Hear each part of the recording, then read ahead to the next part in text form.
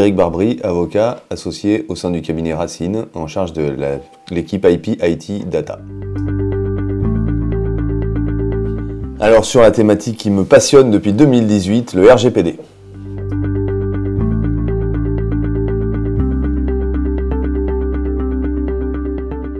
Mais moi j'ai décidé de la faire, on va dire ça, sans filtre. Et de la faire avec la plus grosse requête disponible, qui me semble-t-il est de 1000 occurrences.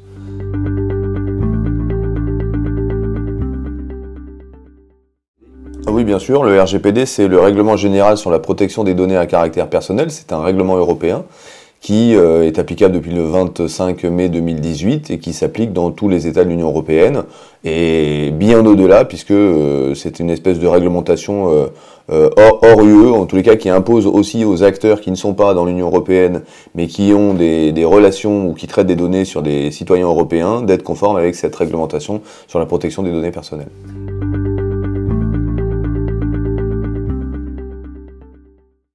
On voit en fait évidemment d'abord le RGPD puisque c'est ça qu'on cherche.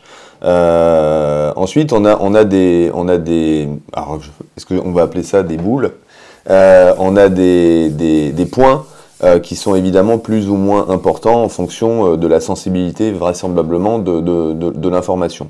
Donc si on a RGPD, c'est le centre de notre univers, il n'y a pas de sujet, et on a un deuxième centre dans notre univers qui est la CNIL. Et ça paraît effectivement quelque chose d'extrêmement normal, au sens où la CNIL étant le gardien en France du RGPD, il est normal de retrouver en tant qu'acteur important de cette présentation cette autorité de contrôle. Mais ce qui est amusant, c'est que on voit ici à droite en fait d'autres acteurs. Et on voit que là aussi les boules elles sont sensiblement importantes et tout aussi importantes finalement en termes de volume ou presque que l'autorité de contrôle à part entière. Et en fait là on voit des acteurs. Alors c'est pas étonnant non plus, hein, il n'y a pas à s'étonner de voir Google, de voir Facebook, de voir Microsoft dans cette cartographie. Ceci dit, on voit toute l'importance que représente la problématique du RGPD et derrière ça la problématique des données à caractère personnel auprès de ces acteurs. Encore Google, Microsoft, Oracle, Slack, Apple, Facebook, Amazon, Adobe, Salesforce, voilà qui sont les acteurs les plus importants aujourd'hui du marché, ou en tous les cas ceux qui manifestement traitent le plus de données.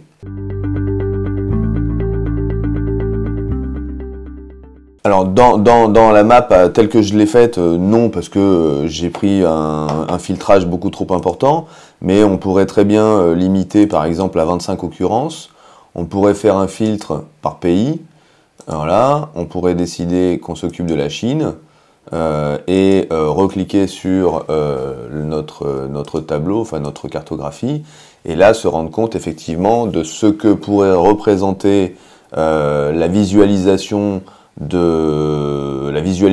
RGPD dans un environnement chinois. Alors évidemment là il me faudrait du temps pour comprendre quelle est la restitution qu'on peut avoir de ces informations. Évidemment j'irais peut-être par exemple par nature et chercher Alibaba, qui est quand même un des acteurs incontournables du marché chinois, et comprendre à travers les différents documents auxquels je peux avoir accès, qu'est-ce qu'Alibaba, Alibaba est en relation avec qui, manifestement avec Microsoft. C'est bizarre effectivement que des Américains soient en harmonie avec des Chinois, enfin c'est pas toujours le cas. Donc là on peut en savoir plus sur cette relation incestueuse, disons, entre nos amis chinois et nos amis américains. Donc voilà, c'est un moyen de se faire, on peut faire la même chose avec Baidu, et donc de se faire une idée de comment se fait-il que cet environnement chinois soit à ce point associé avec des acteurs américains du domaine. Alors ça peut être très, très logique, hein, ça peut être des problématiques purement techniques, mais ça peut être éventuellement, pourquoi pas, des relations commerciales. Par le filtre de la relation commerciale, on pourrait effectivement savoir si Alibaba est en relation commerciale ou pas avec Amazon et dans quelles conditions. Donc en fait, effectivement, on peut avoir, et c'est très intéressant pour nous les juristes, des questions à se poser sur les relations. Alors, dans le monde du commercial, on va s'intéresser éventuellement, essentiellement aux relations commerciales ou aux relations techniques entre les acteurs. Nous, évidemment, ce qui va nous intéresser, c'est les problématiques juridiques. Donc je vais faire une autre manip, je vais mettre à 100 pour avoir une occurrence un peu qui reste raisonnable en termes de volume, mais qui donne suffisamment de profondeur pour trouver une information. Et je vais aller relationship, et je vais aller à lawsuit, voilà, et je vais pouvoir à ce moment-là générer un autre filtrage pour savoir à quoi correspond la problématique des poursuites en fait dans le domaine des données personnelles. Donc là on va encore retrouver notre ami Google, ce qui n'est pas forcément anormal dans la mesure où Google a été déjà condamné par 2 fois par la CNIL, donc je suppose que si je vais là, je vais effectivement tomber sur les condamnations de la CNIL. Ce sont 2 textes qui ont été adoptés pour pouvoir organiser les flux entre l'Union européenne et les États-Unis, ou en tous les cas certaines entreprises américaines. Le principe est le suivant, avant le RGPD et après le RGPD, on a une règle d'interdit. Il est interdit d'exporter des données ou de réaliser ce qu'on appelle des flux transfrontières, c'est-à-dire qu'il est interdit de sortir les données de l'Union européenne, sauf dans des conditions particulières. Alors il y a quelques exceptions évidemment, mais parmi les exceptions les plus importantes figure le fait que le pays vers lequel on transfère les données a un niveau de ce qu'on appelle protection adéquate. D'accord ? Donc, un certain nombre de pays sont considérés comme ayant un niveau de protection adéquate, le dernier en date étant le Japon. Donc, avec le Japon, par exemple, on peut faire des flux transfrontières sans problème. Avec les États-Unis, c'est compliqué parce que le territoire américain n'a pas de règles suffisamment robustes par rapport à la Commission européenne pour pouvoir être un pays de niveau de protection adéquate.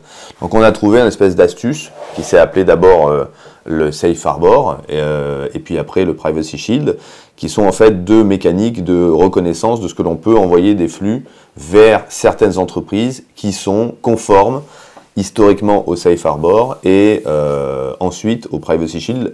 Le problème, c'est que les 2 textes ont été annulés et que donc aujourd'hui on se trouve un peu, non pas dans un vide juridique, mais dans une situation tout à fait normale où il est par principe interdit de transmettre des données vers les États-Unis, sauf à obtenir des acteurs avec lesquels on travaille des engagements contractuels sur le respect des données à caractère personnel. C'est pour ça qu'en ce moment, c'est un peu la panique à bord, puisqu'évidemment, toutes les entreprises européennes qui travaillent avec des sociétés américaines doivent trouver des moyens de gérer ces flux en dehors de ce fameux Privacy Shield. Max Schrems, alors je ne sais pas s'il faut l'appeler un lanceur d'alerte, un activiste, un génie, un génie juridique, un Jiminy Cricket du droit, enfin on peut lui donner plein de qualificatifs. En tous les cas, il fait avancer les choses, ou en tous les cas, il les fait avancer. Il pose les bonnes questions, les réponses sont pas forcément celles qu'on attend ou celles qui facilitent le business, puisque c'est lui qui a mis à mal le Safe Harbor et c'est lui qui a mis à mal le Privacy Shield. Et c'est lui qui a lancé une centaine de procédures à travers l'Union européenne auprès de plusieurs autorités de contrôle, dont la CNIL, pour non-respect des dispositions sur les transferts entre des entreprises françaises et des entreprises américaines. Donc effectivement, notre ami Max, il est un peu à l'origine de tout, ou en tous les cas, il est en train de bousculer les choses. Donc on peut tout à fait aller voir ce qui se passe avec Max. Alors j'irai même pas écrire Schrems parce que je crois que personne ne sait l'écrire, mais Max, ça doit pas être compliqué à écrire. Donc on va voir ce que nous réserve notre Max. Ben voilà, il est là, notre Max. Donc en plus, il sort vraiment comme étant au cœur de notre préoccupation, avec l'association avec laquelle il travaille, avec la Cour de justice de l'Union européenne. Si je vais dessus, vraisemblablement, je tomberai sur la décision ou les décisions relatives au Privacy Shield ou au Safe Harbor, ou au fait que Schrems ait engagé des procédures contentieuses. Si je reviens sur notre ami Max et que je vais sur Apple, vraisemblablement j'aurai des occurrences ou des résultats sur la bataille que Max Schrems a initiée vis-à-vis des grands acteurs des réseaux sociaux. Ce qui va être dans les années à venir, le RGPD, j'allais dire rien de ce qu'il n'est pas aujourd'hui, puisque c'est un texte qui est entré en application le 25 mai 2018, on est début 2021, on a mis à peu près 2 ans pour comprendre, et encore tout n'est pas certain, comprendre la manière dont ce RGPD fonctionne. Donc aujourd'hui on est dans une première phase qui est la phase d'implémentation du RGPD, et vraisemblablement on va entrer dans une deuxième phase qui est la phase de maturité et surtout de contrôle, de respect du RGPD dans les entreprises, dans les relations entre les différents acteurs, etc. Et puis je pense qu'il va y avoir une pression de plus en plus importante à l'international, puisque ce RGPD aujourd'hui est un texte qui certes vise les acteurs européens, mais comme je vous l'ai dit, il vise également les acteurs étrangers qui traitent des données sur les ressortissants européens, et ça va être d'une certaine manière un bouleversement international du droit, et on le voit d'ailleurs avec un certain nombre de pays, voire d'États comme la Californie, qui se dotent de réglementations qui sont très proches du RGPD. Donc à terme, je dirais pas que le monde entier va devenir un RGPD, mais le monde entier va s'inspirer du RGPD pour le traitement des données à caractère personnel. En fait, c'est assez amusant parce que c'est un outil qui... au départ, les outils de cartographie sont pas nécessairement des outils qui sont faits pour les juristes, faut être clair. Nous, on a, la plupart d'entre nous, des têtes en forme de code, et donc notre métier, c'est de lire du droit, et de trouver d'une certaine manière par nous-mêmes l'information, et nous, elle est essentiellement rédactionnelle. Là, ce qui est intéressant dans le sujet, c'est de donner une dynamique en fait à une analyse qui est très souvent une analyse statique chez nous.